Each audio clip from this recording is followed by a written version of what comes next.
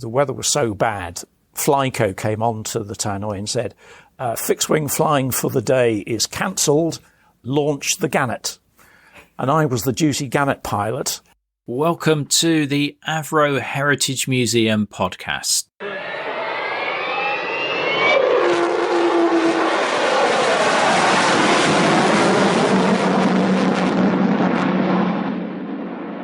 Welcome to the Avro Heritage Museum Podcast. The museum is located near Manchester in the UK, and you can find more details at avroheritagemuseum.co.uk.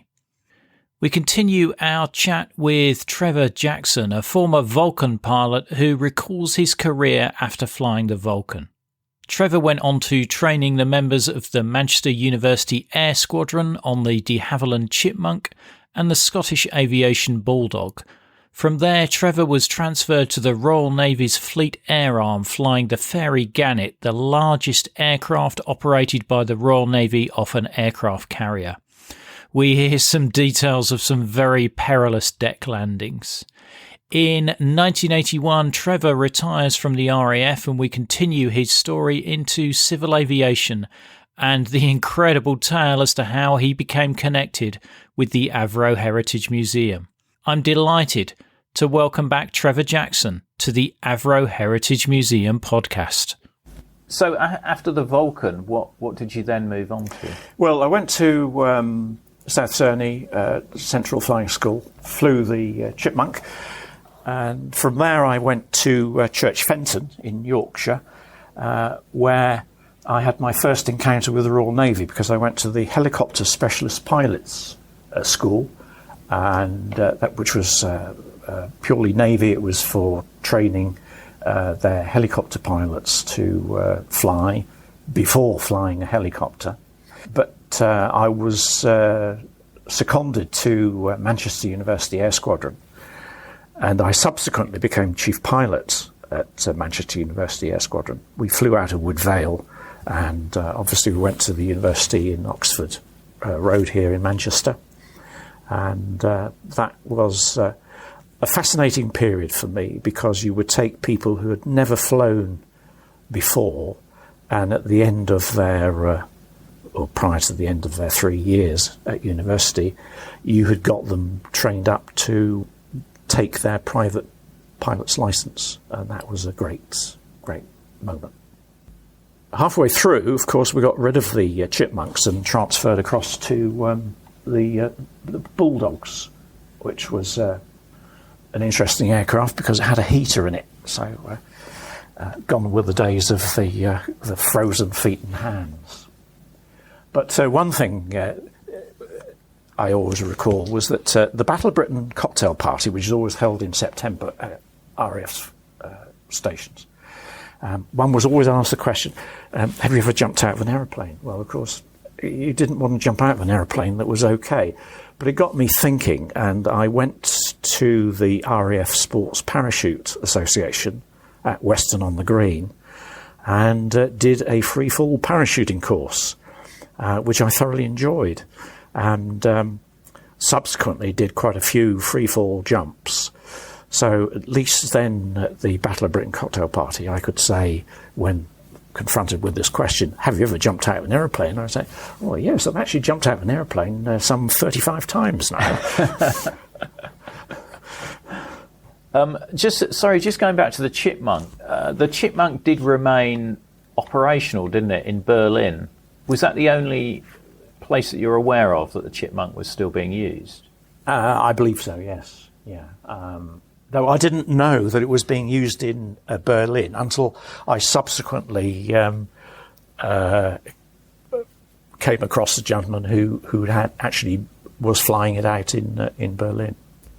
Of course, we changed the colour scheme from the grey to the white and the red, which and then subsequently we did the same colour scheme in the Bulldog. So from there, where did you? Very interesting. I got a call from my desk officer in the ministry asking me if I was still interested in going out to Antarctica. Now, that knocked me. I thought, where's that come from? And I had, while I was on Vulcans at one time, I had put in on my 1369 for future jobs that I would be interested in. I thought flying the Twin Otter out in Antarctica would be an interesting job, and thought nothing more of it. And then subsequently, there it was, would I like to go out to Antarctica? And I said, well, at this stage, no, thank you very much indeed.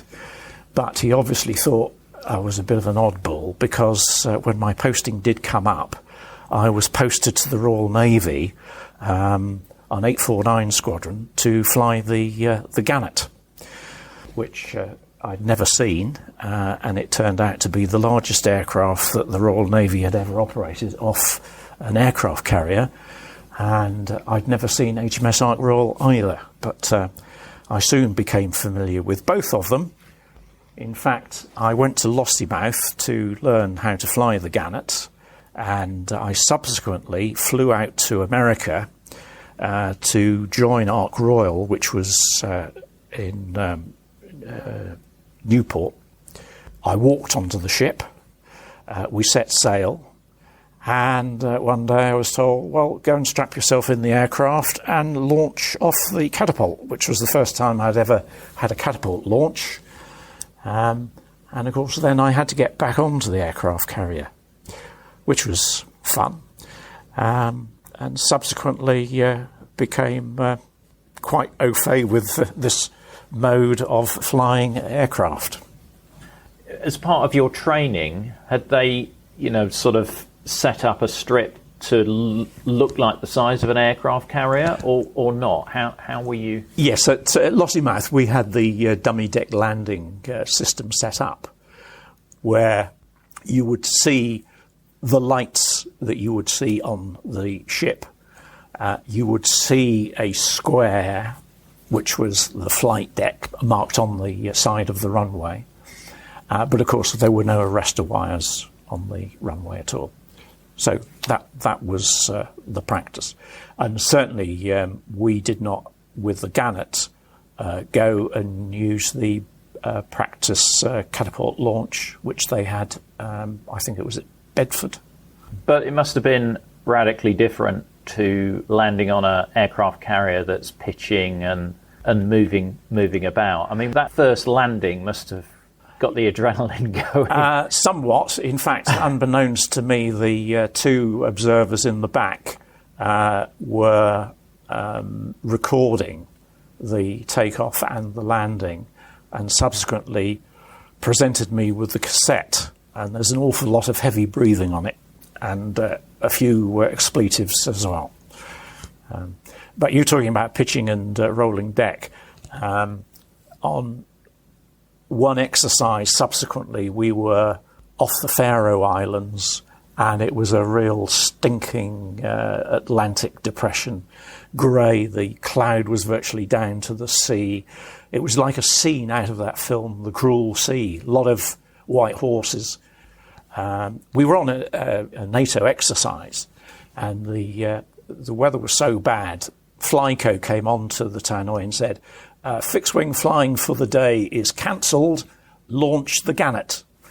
And I was the duty Gannet pilot, and I had to crawl out onto this flight deck where there was a 50-mile-an-hour wind blowing across, and you could taste the spray, get into this aircraft, and we were launched off into this greyness to go and find a couple of enemy ships that were hiding around the fjords of the Faroe Islands. Yes, getting back onto the ship was interesting after that. I think I had a few beers that night. No video of that landing? No. No. Interesting enough, I was on board Ark Royal when the BBC were filming the original Sailor series. We were out in the Caribbean at the time, and I'd got airborne in the Gannet, and the windscreen cracked, completely crazed over, so I couldn't see out the windscreen. And I called Mother, which what we called the ship, and they said, right, we'll recover all the other aircraft and you can recover at the end. And so I recovered to the ship, came round in the circuit, lined up. And of course, I could see the ship through the side, but as soon as I lined up, I couldn't see very much at all. And I'm just looking through these little cracks. And I managed to land on. And every time you landed, you were debriefed by the landing safety officer. And you were graded as to the quality of your deck landing. And some of my deck landings had been questionable. And it was all on the board for all to see. Anyway, Jack said, "Well, Trevor," he said, "that was one of your better landings. I'll give you a green for that one," which was fine. And I asked, had the BBC been filming? And he said, no, we thought you were going to crash on the flight deck, so we got them all out of the way. So my 15 minutes of fame on Sailor never appeared. So. No, but that's pretty impressive. One of your best landings without actually being able to see the flight deck. Yeah, I don't think we'll pursue whether I close my eyes thereafter. And what was the role of the Gannet in the Royal Navy at that time? It was the airborne early warning aircraft. It had that radar underneath. The RAF had got Shackletons up at with H Squadron at Lossiemouth with the same radar underneath the fuselage. And the purpose was to get airborne, mount a barrier for defence of the fleet. The two guys in the back had the radar sets. They would be looking for incoming targets, and they would direct the Phantoms to intercept, or they would direct the Buccaneers for offensive work. Now, of course, subsequently, when the Falklands kicked off in 1982, the Navy, not only did it not have an aircraft carrier, it didn't have the airborne early warning aircraft either. So it was a bit of a struggle without either of those, but obviously were successful in the end anyway. Yeah. And not the most elegant looking aircraft either. No, I believe the original test pilot, after his first flight in the Gannet, because you have steps to go up the side and you have to get your feet in the correct one, otherwise it's rather like getting on a horse, you'll be facing the wrong way. And he, in his post flight report, said, "This aircraft is very difficult to get into. I think you should make it impossible." I don't think he was very impressed by it at all. What did it fly like? A bathtub. So probably your least favourite aircraft you flew? Well, it was interesting. I mean, I don't look at aircraft from the point of view of how manoeuvrable they are. It's an experience of what they give you. So it had its moments, but let's say, it's not up there at the high point. Just wanted to quickly go back to the Vulcan. You mentioned that you flew it around the world. What locations were you flying the Vulcan to? We flew out to Canada, to Goose Bay, to do a lot of low-flying exercises out there. Or we continue on out to Strategic Air Command headquarters at Omaha, where lots of B-52s. So we had a westabout route, and we would then continue on through the Pacific on out to Australia. We also had an eastabout route where we would go down through the Mediterranean, the Middle East, Gan in the Indian Ocean, Singapore, and then Australia. Or we would do a complete around the world, and I did that on one occasion, flying out westabout and continuing on round after our time out in Australia. And what were the purpose of these flights? Well, the Australians wanted air defence exercises, so we were quite happy to offer them that. At one time, the Australians were interested in the aircraft as a possible purchase, but of course it never happened. The other thing was that we would go out to the Australian ranges and drop iron bombs out there. So it was all good flying the flag. You've also got to remember that in the late 1960s, it was good to see the aircraft in all theatres of the world as a exercise just to let people know we can get anywhere quite quickly. What was next for you after the Gannet? After the Gannet, yes, I came back to the Air Force and flew the Canberra.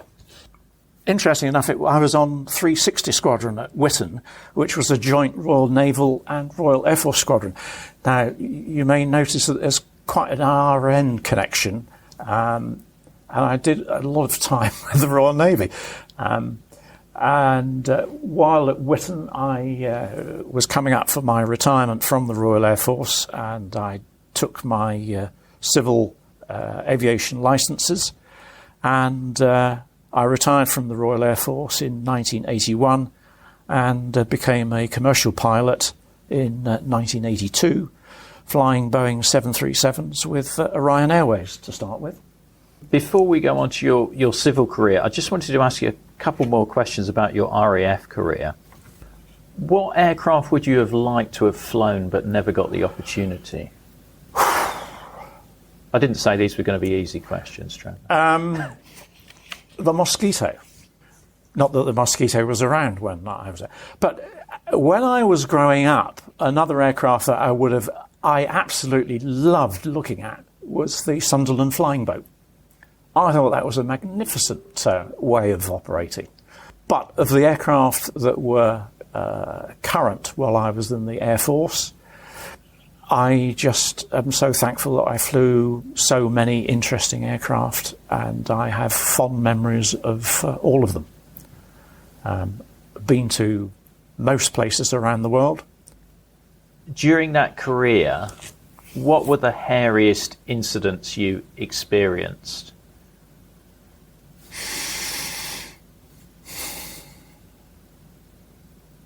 Well, I suppose an engine failure on takeoff with the Nats at Valley, because the ejection seat was not as good as the Martin Baker, you couldn't eject at that stage. So the aircraft was put back on the runway. We ran out of runway. We went through the restraining net, through the fence at the edge of the airfield, across the muddy track, onto the rocks on the beach, where the aircraft caught a little bit of fire, but thankfully one opened the canopy and stepped out onto the beach, having avoided the rocks. Very lucky. How do you pick yourself up after that and get into a plane again? Well, I was flying again later that morning. We were picked up by Land Rover, taken to the medical centre where the doc gave us a quick check over. Went back to the flight line and, aircraft, get airborne again. So, never thought anything more of it. Until you just asked me. That's the idea of the questions. That's absolutely the idea of the questions. So you retire, or you leave the RAF in 1981 and transfer to civil aviation. Yep. What is it like to do that change in terms of just how different is that for you? Well, for a start, you've got passengers. Well, I mean, obviously in the Royal Air Force, you've got Air Support Command doing exactly the same thing. But I was not part of that anyway. But in civil flying, the rules are different because you're under the CAA rules, or you were at that time anyway. And you've got passengers and you've got crew, which was something entirely new. I mean, I'm not talking about pilots, I'm talking about cabin crew, which I'd never ever had before. And but you just take to it like a duck to water. and that's it. Obviously, the places that you fly to are different, and it's all very formal flying. Certainly no more aerobatics. Did you ever fly to places in Eastern Europe or Moscow or anywhere like that in any of your civil aviation career? I flew to Leningrad on one occasion, or St. Petersburg, I should say. Yes, took an orchestra there. But that was very much later on. That was when I was flying the DC-10 with another company. And was some of the route familiar to your Vulcan planning? Not really, because we were flying airways, and generally speaking, in the Vulcan, if we were doing high-level work, we were above the airway system anyway. Though, interesting enough, I do recall one incident back in the Vulcan days. We were flying from Singapore down to Darwin, and way above any airway system. And out of courtesy, we would speak to air traffic control, and they said, "Thank you very much.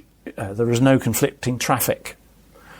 And about 15 minutes later, we espied traffic on a track 90 degrees to ourselves at a very similar altitude, and wondered what on earth it was. And it turned out to be an American aircraft that was not speaking to anybody. Okay, we were fairly close to it, but obviously we were courteous enough to speak to air traffic control. Other establishments decided that... was it a military? It was military, yes. Military, right, okay. What you've told us about your RAF career is absolutely fascinating. I'm sure you've got some equally interesting anecdotes about your civil aircraft career as well. I started off flying the Boeing 737, then I went on to the Airbus A300B4, which at that time was the world's largest twin-engined jet transport aircraft, passenger aircraft, anyway.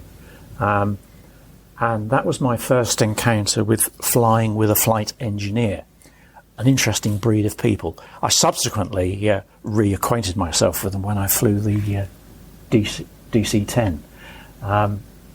To fly the A300, I went to Hapag-Lloyd in Germany, and that was a very fine little interlude, operating with the Germans based in Hamburg and Frankfurt. Orion became absorbed into Britannia Airways in about 1987, I think, and I had an opening with Monarch Airlines, which I took up. So I transferred across to Monarch, and I flew the Boeing 757 to start off with. And then when they acquired the DC-10, I transferred over to that. And that, for me, was a joy to fly. Nice big aeroplane, 3 flight deck crew, the flight engineer, and we went all over the place with that aircraft. And that was great fun. Stories to tell? I suppose the first time I went to Las Vegas, which of course is known as Mile High City, and the airfield has got a very long runway. It needs it. And we were taking off with a full load to come back to the UK. And I can remember us using up an awful lot of the 12,000 foot of runway. And I'm thinking, I hope we are going to get airborne here. And of course we did. But then we were into clear air turbulence for the next 3 hours. And it was the most uncomfortable flight until we got to the eastern seaboard. When the Twin Towers were taken out, we, with the DC-10, were doing a lot of rescue flights to Florida. And it was quite harrowing flying past the New York with this pall of smoke coming up. And the aircraft was subsequently taken out of service. I then, for my last year until I had to retire due to my age, went and flew the DC-10 with what was then known as Air Tours here at Manchester. And then I had to retire because of my age in 2002, after having flown for 37 years and some 16,500 hours of flying. So I look back and think I've done what I wanted to do from the age of 10 in my life, and it's been quite an enjoyable ride. That's an incredible length of time to be flying, an incredible number of hours there. When you were flying into Manchester, did you see the white Vulcan at Woodford? I did indeed, and I would look out and see it on the airfield here and think, oh, they've got an old B1 on the airfield there. How interesting. And I thought nothing of it. And of course, by a quirk of fate, many years later, I come onto the airfield here because we were looking for a new home, and the airfield was just being developed at that time. We went into the sales office, and there in the corner was a model of a white Vulcan, XM603. And I read the story on the wall, and it was fairly obvious that the aircraft that they had here was not a Mark 1, it was a Mark 2. Not only was it a Mark 2, it was actually a Mark 2 that I'd actually flown. And I dug out my logbook, and there it was. And it was the aircraft that I'd actually taken out to Australia in 1968. We have another aircraft here at the museum, or the cockpit anyway, XM602. And I've actually flown that one as well. So not only do I live here on the airfield, but I've flown both the aircraft both the Vulcans that we have here. So I have quite a unique connection with the museum. A very unique connection, I would say. Trevor, I really appreciate you sharing your story with us. That has been fascinating for me, and I'm sure it'll be fascinating for others as well. Make sure you follow us in your podcast app to ensure that you don't miss out on future episodes.